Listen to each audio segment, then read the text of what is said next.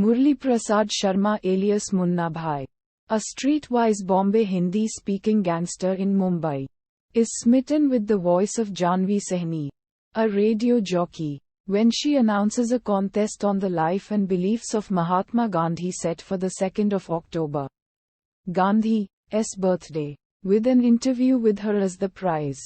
He is determined to win. Through the assistance of his sidekick Sarkeshwar, Circuit, Sharma, who kidnaps and bribes a group of professors, and his goons, who jump the phone lines, Munna succeeds and meets Janhvi in person. During the interview, he lies that he is a history professor specializing in Gandhi and living by his principles. Having difficulty speaking formal Hindi, Munna uses much colloquial language and calls his version of Gandhism, Gandhigiri.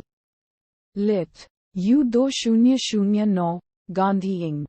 Despite this, Janhvi is impressed, asks him to host a lecture on Gandhi in her home, which she has repurposed into a senior citizen community called Second Innings House. Realizing he can use his old tricks, Munna crams in a library to study the life and works of Gandhi in 5 days.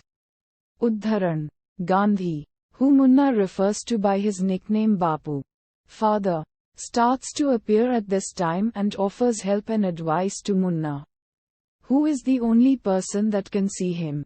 Gandhi continues to appear each time Munna sings Raghupati Raghava Rajaram, a song often sung in Gandhi's memory. Initially, Munna believes he is going mad, but later comes to get used to Gandhi's presence. With Gandhi's help, Munna delivers a chaotic but well-received lecture about Gandhism being only used in the name and not in practice. He then helps the seniors solve their problems through his connections and rowdyism. Lucky Singh, an unscrupulous businessman who employs Circuit and Munna to conduct underworld activities for him, learns that Munna is in love with Janhvi and offers to help him propose to her by funding a trip to Goa for all the senior citizens. During the trip, Munna tries to confess his love to Janhvi. However, they discover the trip was a ruse for Lucky to occupy the house. It turns out that Lucky's daughter, Simran, is engaged to marry Sunny, the son of Khurana, a powerful businessman. Khurana is superstitious and his activities are controlled by his astrologer, Batuk Maharaj.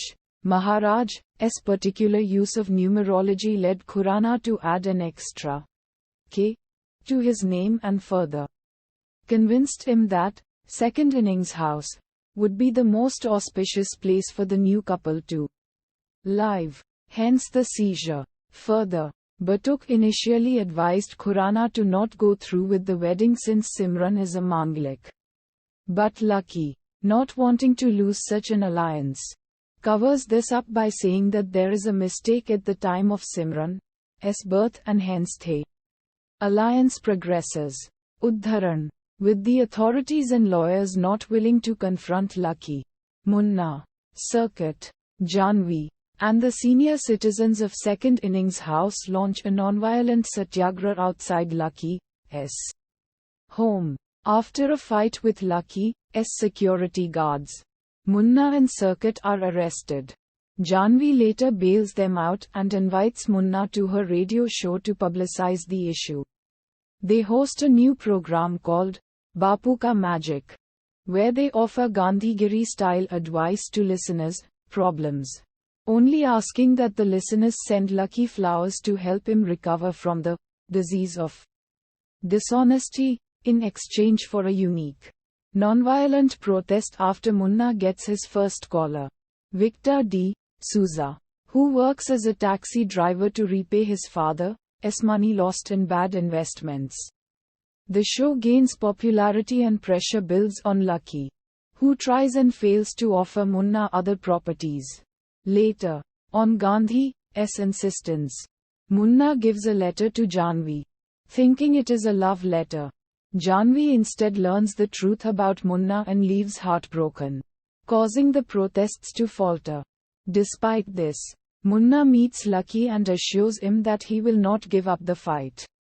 When Janhvi quits hosting the radio show, Munna continues to host it on his own, offering increasingly out-of-the-box but successful solutions to listeners. Much to her chagrin, Udharan, Munna receives another setback when he is tricked by Lucky into revealing his conversations with Gandhi before a public audience, making him seem insane.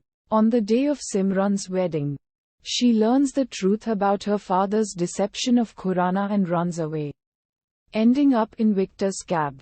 Meanwhile, Munna and Circuit, before deciding to leave the city, hold the studio hostage, in an attempt to apologize to Janhvi through the program.